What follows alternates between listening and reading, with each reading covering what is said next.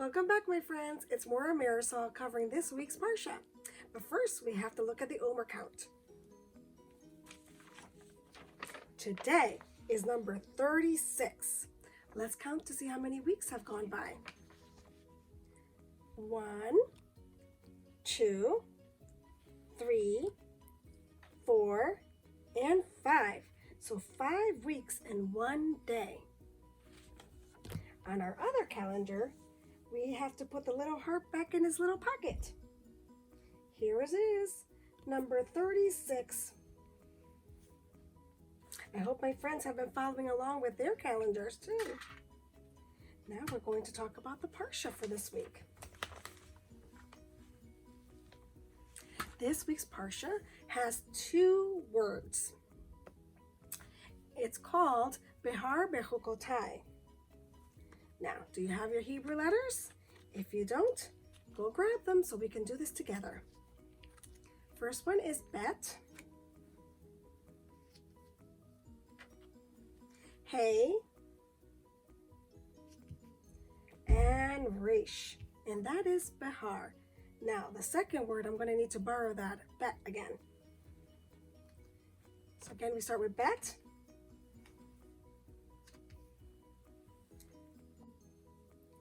Chet, Kuf, Tav, and Yud. Bechukotai. So, what are we going to talk about with this Parshah this week? Well, it's an interesting Parshah because there's one thing I noticed. A favorite number of God's, which is the number 7. It comes up many times, the number 7. Now, number 7 is Sheva, right? Sheva. Let's think about the many ways that the number 7 comes up. Well, God rested on the 7th day of creation. God requires us to rest on the 7th day, which is Shabbat. There are 7 weeks in the counting of the Omer. And remember, we just counted at least 5 weeks. We have 2 more weeks to go. There are 7 branches in the menorah, right? 1, 2, 3, 4, 5, 6, and 7. 7. And the number 7 comes up for Pesach too. 7 days of unleavened bread. So 7 is a very special number. In this week's Parshah, the number 7 is used again. When the Israelite people were given land, they were given rules on how to treat the land. One of the rules was that on the 7th year, they were supposed to let the land rest. This is called the shemitah year. Shemitah means to withdraw. So for the whole year, the farmers could not plant or do anything on the land. Let's talk about the farmers because there are several types of farmers. There are farmers who take care of grains such as wheat and barley. There are farmers that take care of produce such as pomegranates, olives, grapes. And then there's farmers that take care of meat, such as we see here, a group of sheep there. But the rules apply to the farmers that took care of grain and produce. Farming is a lot of work. It takes many hours to do. Let's take a look at the steps that the farmers go through. First, they have to plow the land. Now, plowing the land means that you're turning the land over.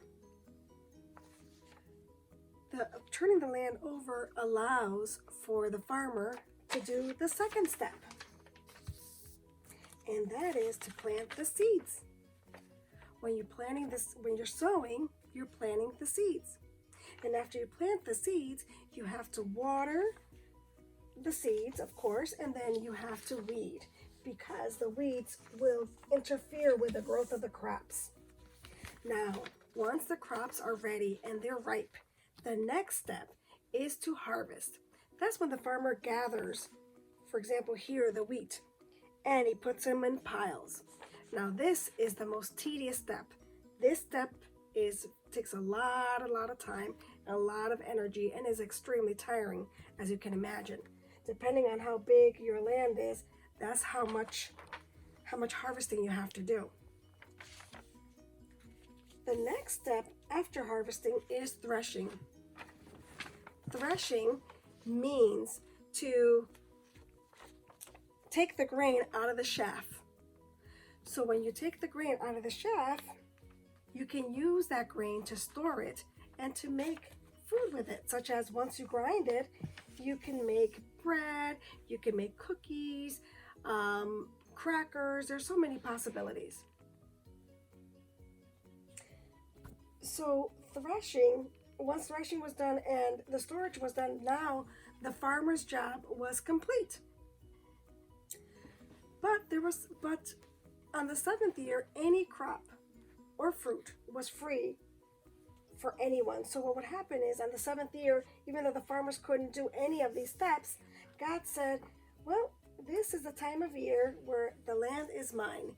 And what I'd like for you to do is to leave any remnants, any crop here, or any fruit on the trees, and leave them be. Don't take everything out, and let the people who need them take them without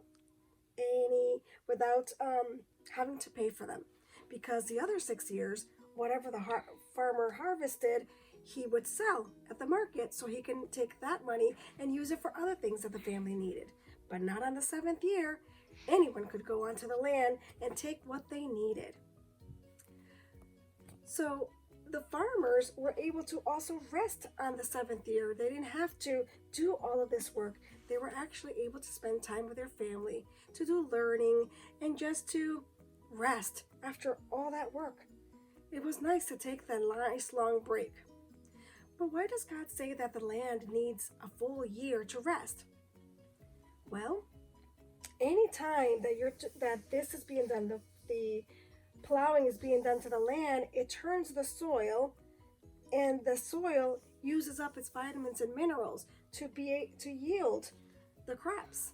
So all of that is a lot of work for the land, and every year that is being done, it keeps taking more and more of its vitamins and minerals.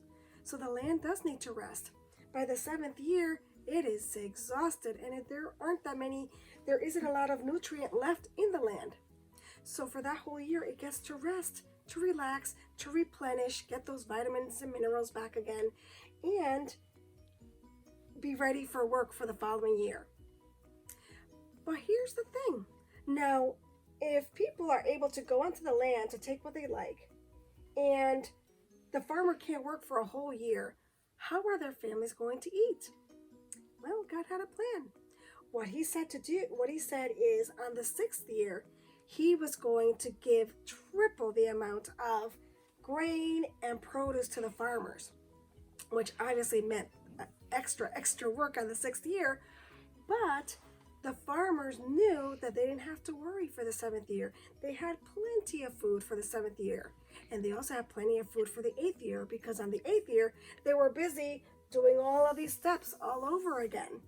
So the 8th year, they didn't have to worry about food either, because God gave them plenty.